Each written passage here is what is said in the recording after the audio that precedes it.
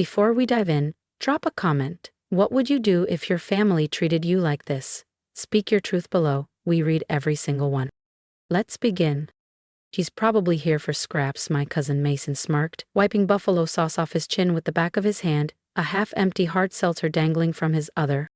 The paper plate in my grip suddenly felt like it was made of bricks. Everyone laughed. My uncles, my cousins, even Aunt Rhonda, who always claimed to be above the drama.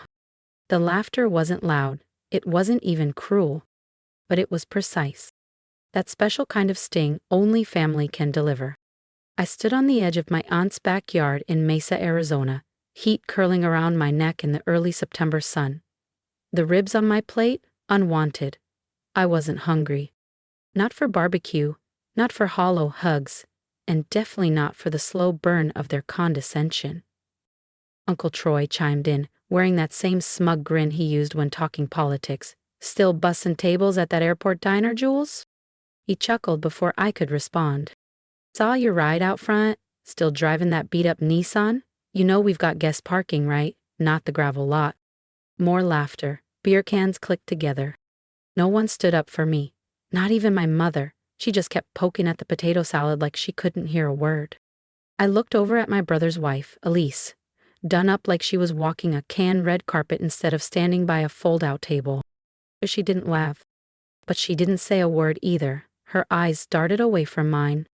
Maybe we should have grilled extra for our essential worker, Mason said, raising his beer in a mock toast. That one hit. I was 38, single, no house, no title.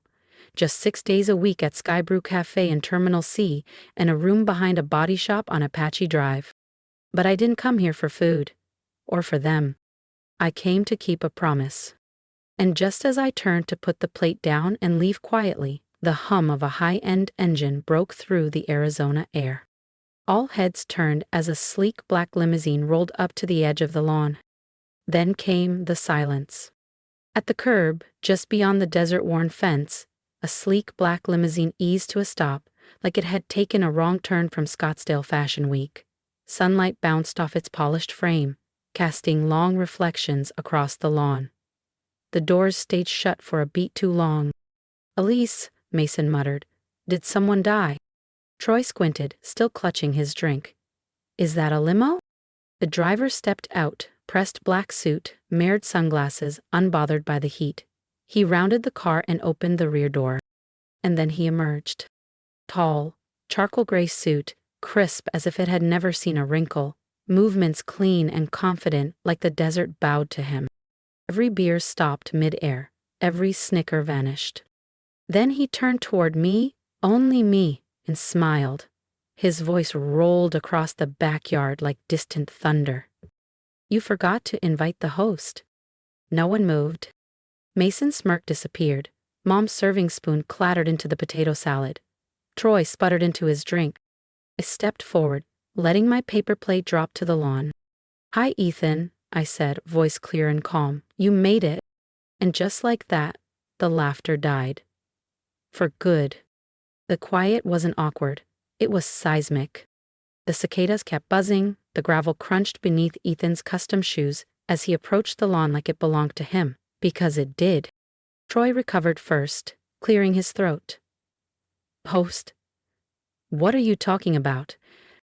Ethan paused in front of the folding table.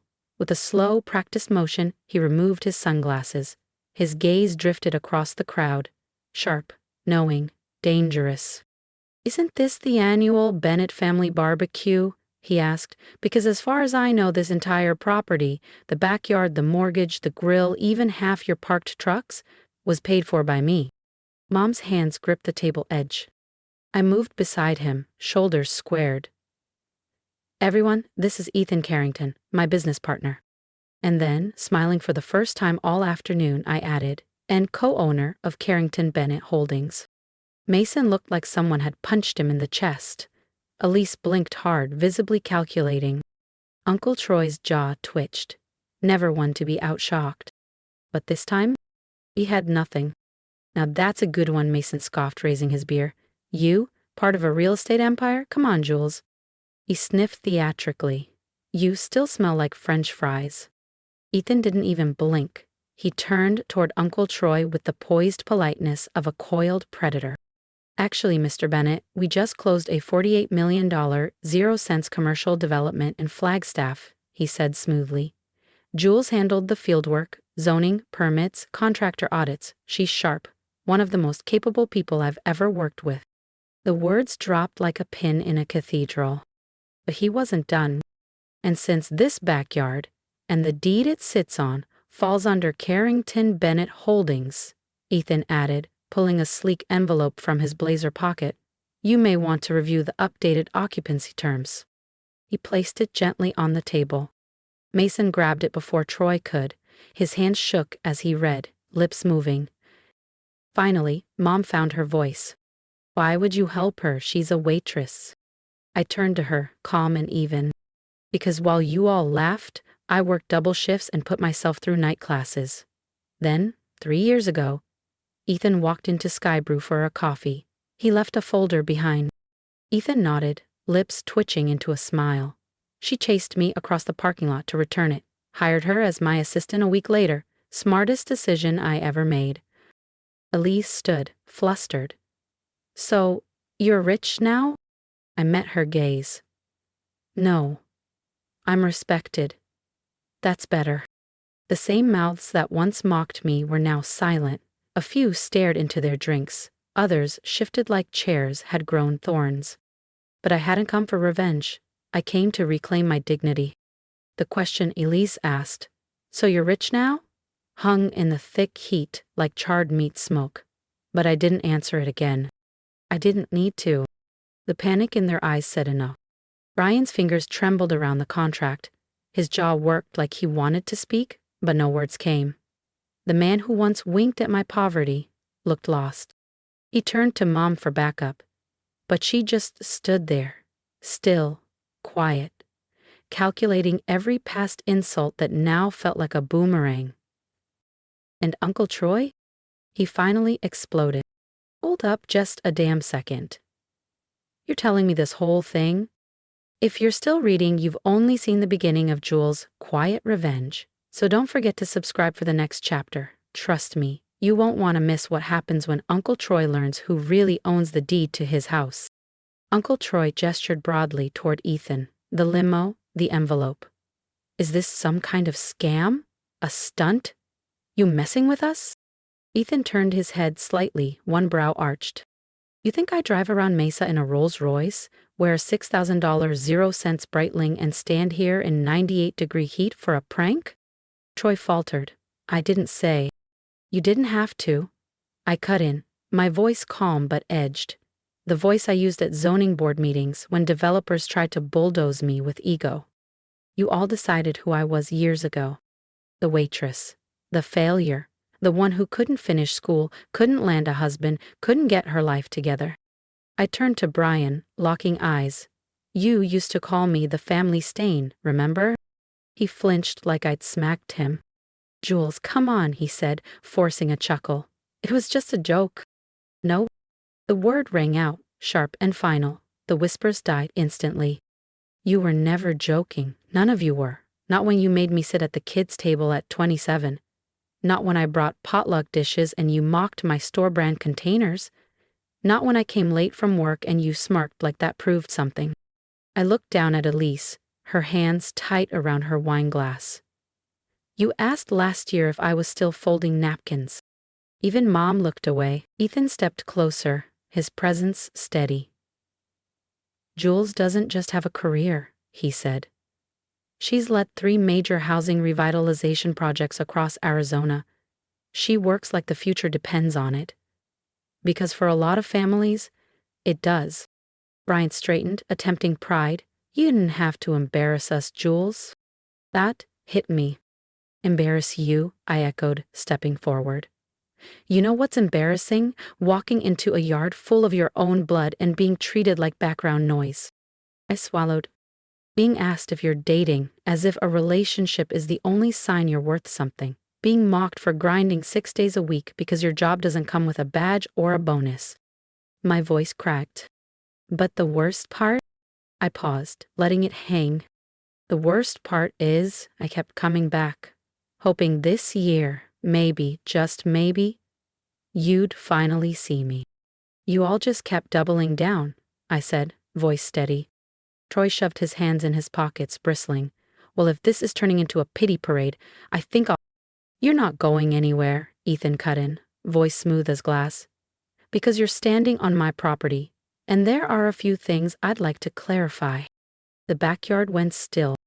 You see, he continued, casually adjusting his cufflinks, this house? The deed now belongs to Jules and me, which means legally, she owns the land you're standing on. The gasp that followed rolled through the yard like a monsoon breeze. And as of this week, Ethan added, glancing at me with a faint, satisfied smile, your mortgage paid in full. Not by you, not by the bank, by us. He looked at me again. I nodded, smile thin but sharp.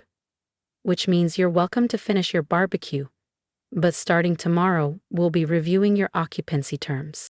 Brian's beer slipped from his hand, landing with a soft thud in the grass. Mom's chest rose like she'd forgotten how to exhale. Elise blinked rapidly, clearly trying not to cry. And me, for the first time in years, I wasn't apologizing just for being here. I was standing in it. My worth, my power, my truth. The backyard, once echoing with laughter and clinking bottles, now held only silence, except for the low purr of the limo engine in the driveway. Camilla, Elise, stepped forward, voice sugar-coated and trembling.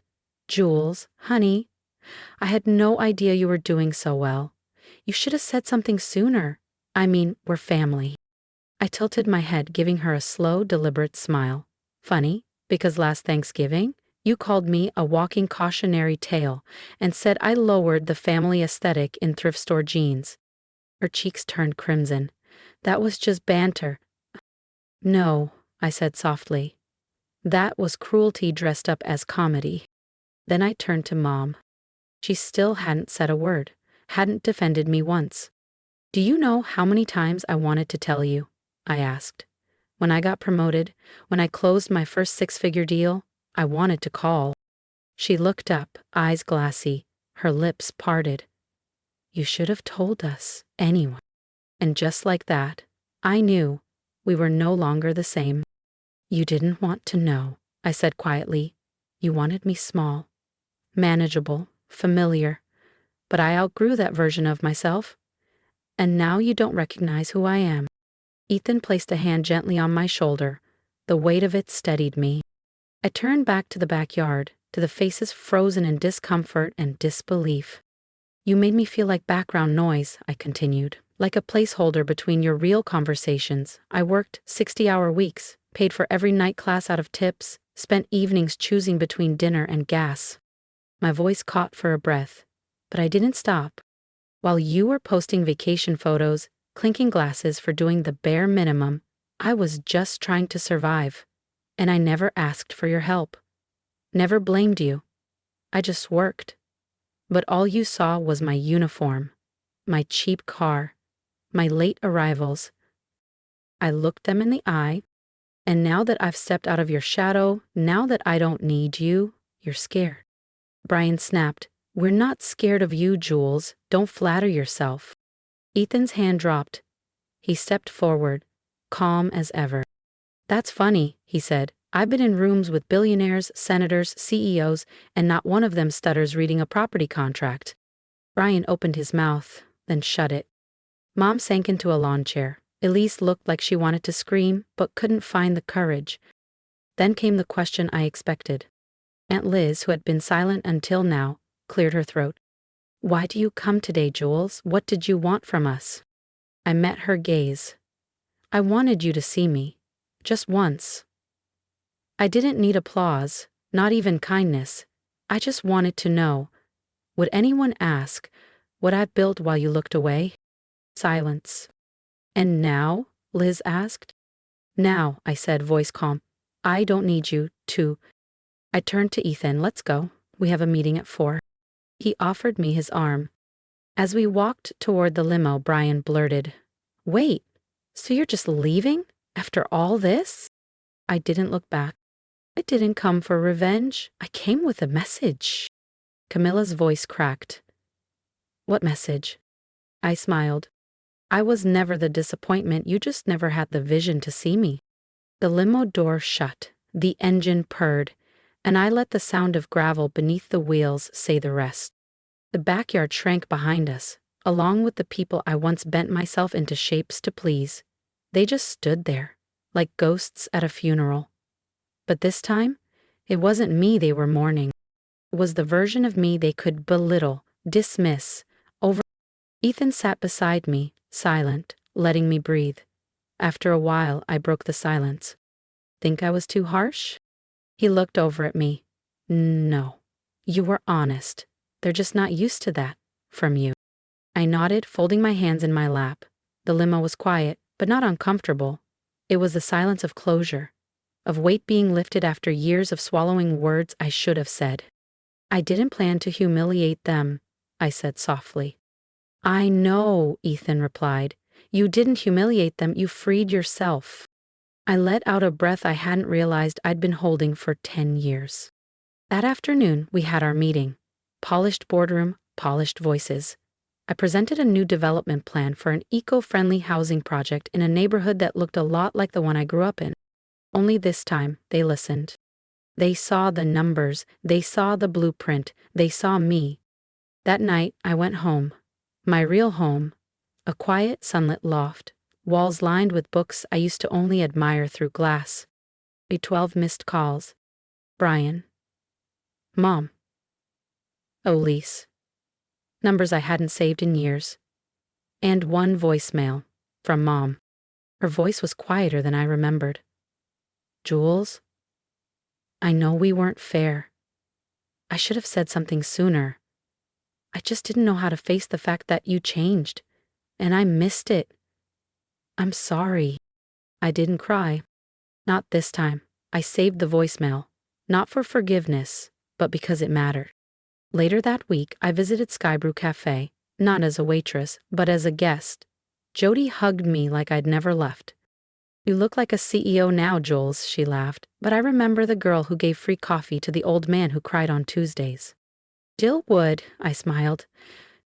That weekend, I got a letter from my cousin Natalie, the only one who hadn't laughed that day. She apologized. Said she admired me. We had lunch. We talked. And I realized, not everyone was the enemy. Some were just too scared to stand. But I wasn't scared anymore. I was never the joke. I was the storm they didn't see coming. And I was just getting started. If you've ever been underestimated, I want to hear from you. Drop a comment. Tell me what you would have said in my place. Or what you wish someone had told you when you were overlooked. I read every word. Your support means more than you know. And if you're still playing small to keep others comfortable, stop. Be loud. Take up space. Build your life even if no one claps for you yet. Subscribe if my story speaks to yours. Because I'm not done rising, and neither are you. Let them see what they never thought you could become.